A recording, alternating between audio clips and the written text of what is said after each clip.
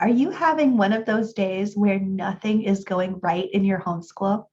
Today, I want to share the strategy that I use from my education background that I use when I'm having a day where nothing is going right. Please hit like on this video and subscribe to the channel so that you'll get notified whenever a new video is released. So first, I just want to share that sometimes there are those days when nothing goes right. And we all have those as homeschool parents. I have them in my homeschool, and I do not know a homeschool parent that does not have days like this. Sometimes it happens because the kids are sick, or maybe something is going on with the baby, or we had one recently where the sink was leaking and we had to wait for the plumber. For whatever reason, life is happening. And these kinds of days happen to all of us as homeschool parents. So, first of all, it's important to just recognize that days like this are going to happen. And if you're having a day where nothing is going right and you're just not able to homeschool at all, that's okay. And it happens to all of us. And it's important to recognize that and not to get too frustrated when it happens, because we know that it's going to happen sooner or later to all of us. So, with that said, how can you minimize the impact of a day like this for your kids and help to be able to continue your homeschool even when you're having a frustrating day? Well, what I like to do is to have a backup plan in place. This is sort of like if you're a teacher in a public school having a sub plan. It's something that basically anybody could do, that you could pull out at a moment's notice, and you have sort of a backup plan that your kids can do mostly independently.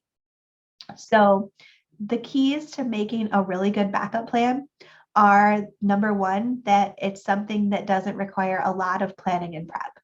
You want something that you can just say, okay, we're doing the backup plan now. And in a minute or two, you can have your kids working on that thing. So you don't want to choose a craft project that requires lots of supplies for your backup plan, or something that involves lots of setup on your part. Also, it's important that this is something that your kids can do relatively independently. Most often on these days when everything's going wrong, the crisis or situation is going to be taking up most of your time and energy. And so you want to choose an activity for your kids that they can complete by themselves without input from you and without needing to ask a lot of questions. This is a great way to help them be able to continue homeschooling even when things are frustrating or you're having a terrible day. So, in order to create a plan like this, one good way to do it is to choose a documentary. Maybe there's a documentary out there that would supplement what you're learning about in one of your subjects that your kids could watch. And then you might choose to have some sort of a follow-up activity where your kids might write or draw about what they learned, or maybe not. Maybe they just watch the documentary and you call that homeschool for the day. And that would be totally okay if you did that. Or maybe you might have your older kids take turns reading books to your younger ones. This is a great way to give the older kids some practice with reading and to have the younger kids just have that experience of being read to. So that can be another really powerful way to create a backup plan.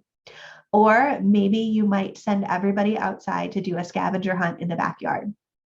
You might plan this in advance and sort of create the resources that you need for the scavenger hunt, figure out what the kids are going to be looking for, and maybe even print those materials and get them all ready and just put them somewhere on a shelf or in a box, label it backup plan. And then when that day comes where you're having a frustrating day, you can just pull out those materials and send the kids outside. So that could be another really great way to do it. But the key here is really to plan it in advance, to assume that at some point you're going to have a frustrating day in your homeschool, and to make a plan right now, even today, for what your kids are going to be doing during that day, and to prepare any resources that they'll need so that you can just pull that out at a moment's notice and have it ready to go. So what do you do for your backup plan in your homeschool? Or what could your kids do if you're having a frustrating day? Share your thoughts in the comments, and remember to hit like on this video and subscribe to the channel.